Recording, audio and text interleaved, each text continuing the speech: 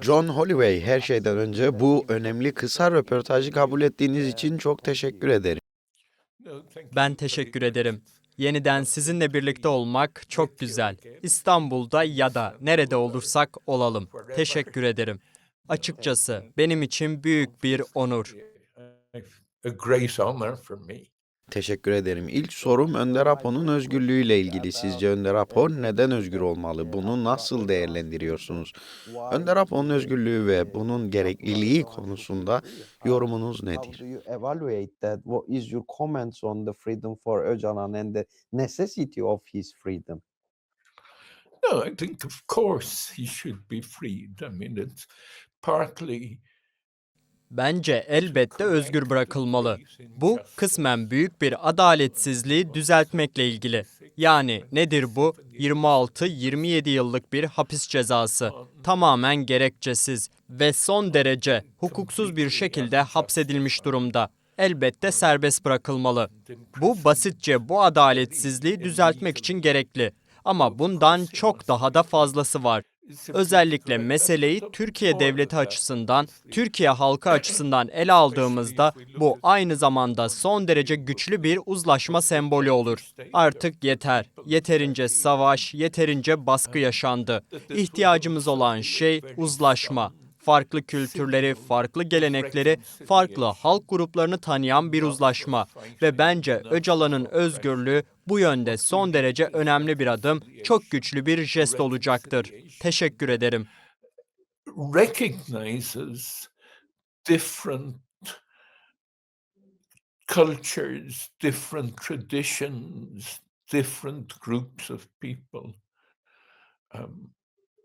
Öcalan's liberation would be an extremely important gesture in that direction. Thank you so much. İkinci olarak da şunu sormak istiyorum. Sizce Önder Apo'nun fikirleri bölgede barışın sağlanması ve hem Orta Doğu'da hem de Türkiye'de istikrarlı bir siyasal ortamın oluşması açısından ne kadar önemli? For Turkey as well. I think very much so. I think, and probably more than the Middle East and Turkey. But Bence son derece önemli. Hatta muhtemelen yalnızca Orta Doğu ve Türkiye ile de sınırlı değil. Ama Orta Doğu benim için adeta bir insanlık trajedisinin sembolü. Bir savaş bitiyor, başka bir savaş başlıyor. Bu böyle sürüp gidiyor. Farklı gruplar birbirleriyle savaşıyor. Elbette İsrail'in Amerika Birleşik Devletleri tarafından desteklenen ezici ve soykırımsal varlığı da bunun çok önemli bir parçası. Ama mesele bundan ibaret değil. Bana göre burası son derece zengin bir kültürler dünyası, çok zengin bir fikirler ve gelenekler dünyası. Ve bütün bunların karşılıklı tanınma temelinde bir arada yaşayabilmesi son derece önemli. Ben Öcalan'ın fikirlerinin dünyada giderek daha fazla yayıldığını görüyorum. Örneğin burada, Meksika'da, onun eserlerini okumaya, tartışmaya yeni başlıyoruz. Ve bence onun fikirleri nihayetinde karşılıklı tanınmaya dayanan bir sürecin temelini oluşturuyor. Bu da zorunlu olarak bir tür komünal ya da komünleştirici demokrasiye dayanmak zorunda. Yani katı devlet yapıları üzerine değil, baskısıyla, şiddetiyle, katılığıyla bildiğimiz devlet yapıları üzerine değil. Öcalan birlikte nasıl yaşayabileceğimiz konusunda tamamen farklı bir düşünme biçiminin kapısını aralıyor. Teşekkür ederim. for establishing I suppose a process of mutual recognition which ultimately has to be based on some sort of communal or communizing democracy. I mean, not on state structures with all their rigidity, with all their oppression, with all their violence. That Öcalan really opens up a different way of thinking about how we should and how we can live together. Thank you so much. That was very clear and to the point, and it was very important. Bir sonraki sorum aslında geçtiğimiz günlerde yayımlanan yeni bir açıklamayla ilgili. Önder Apo 27 Şubat 2025'in yıl dönümünde yeni bir çağrı yaptı. Demokrasi ve barış çağrısı yaptı. Yani bugün yıl dönümünde bir kez daha bir açıklama yayımladı. Uzun bir metin ama çok kısaca demokratikleşmenin ve demokratik entegrasyonun ilerletilmesi gerektiğini, bunun barış sürecinin devamı açısından zorunlu olduğunu söylüyor. Kürtlerin demokratik entegrasyonu ve Kürtlerin anayasal bir statü talep ettiğini de vurguluyor. Bu yeni açıklamaya karşılık olarak devlete mesajınız nedir? And the democratic integration needs to be processed, needs to be continued to the peace process for the democratic integration of the Kurds. And Kurds are looking for a constitutional status. So, what is your message to the Turkish state in response to this new statement? Yes, I read just a short time ago the Bu çok net, çok yerinde ve çok önemliydi. Özellikle Öcalan'ın fikirlerini sizden dinlemek çok kıymetli. Çünkü bu konularda en saygın filozof ve düşünürlerden birisi. Evet, az önce göndermiş olduğunuz metni okudum ve gerçekten müthiş olduğunu düşündüm. Gerçekten de artık silahlı mücadelenin zamanı değil. O, bir yıl önce yaptığı açıklamada da çok net biçimde ifade etmişti. Mücadelenin bundan sonra barışçıl ve demokratik yollarla sürdürülmesi gerekiyor. Bu mücadeleden vazgeçmek anlamına gelmiyor elbette. Mücadele, insanların karşılıklı tanındığı, anlamlı bir demokrasinin var olduğu bir Türkiye'yi, bir Kürdistan'ı, bir dünyayı yaratma mücadelesidir.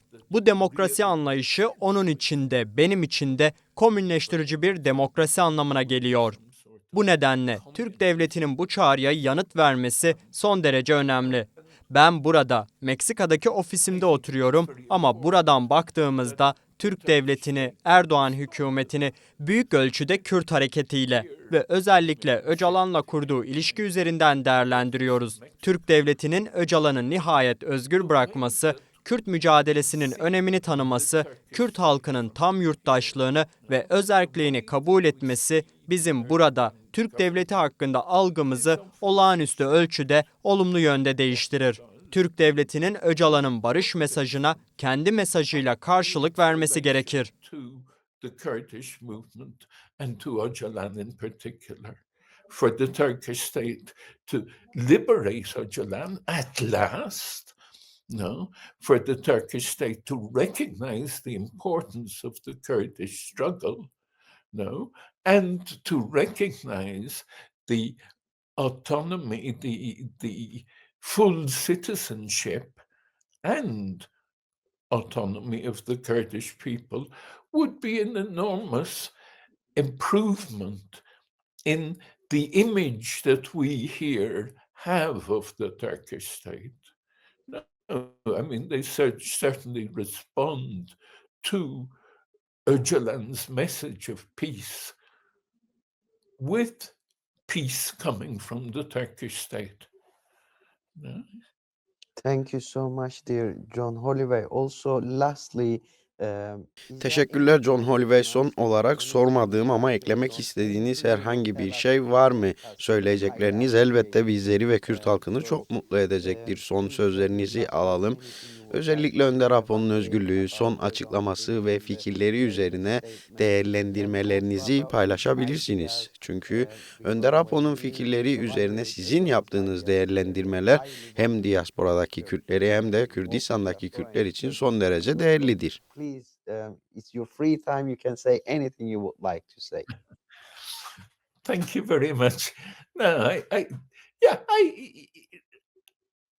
reading the statement, reading Öcalan's statement just a short time ago, it really gave me a feeling of Çok teşekkür ederim. Öcalan'ın bu en son yayımlanan açıklamasını okumak bana gerçekten şu duyguyu verdi. Evet, ileriye doğru bir yol var. Evet, bu yol mümkün. Böyle olmak zorunda değil. Hepimiz giderek daha tehlikeli, daha şiddetli, kendisine uymadığı düşünülen insanlara karşı daha ayrımcı bir dünya duygusuyla yaşıyoruz.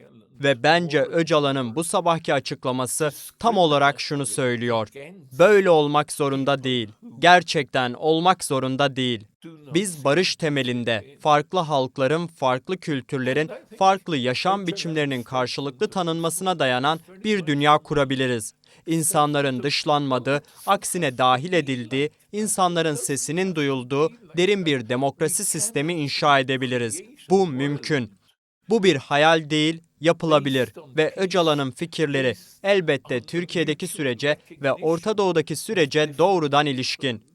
Ama onun fikirleri ve Rojava'da son 14 yılda ortaya çıkan pratik bütün dünya için son derece büyük bir öneme sahip. Nasıl ilerleyeceğiz? Bu kaostan nasıl çıkacağız? Hepimizi tehdit eden bu küresel durumdan nasıl kurtulacağız? İşte bu noktada Rojava pratiği bir ilham kaynağı olmuş, Öcalan'ın fikirleri ise son derece belirleyici olmuştur. People are listened to. I mean, this is possible.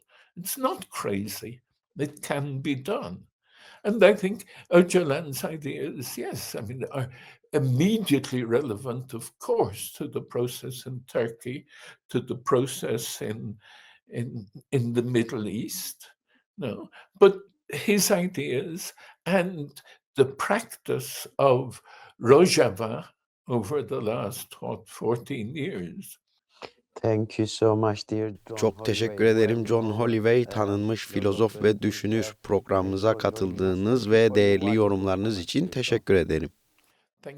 Ben teşekkür ederim Erem. Gerçekten büyük bir zevkti ve Türk Devleti'nin Öcalan'ın tekrar ettiği barış mesajına olumlu bir karşılık vermesini yürekten umuyorum. The Turkish state responds to the message of peace that Öcalan has repeated. Teşekkür ederim.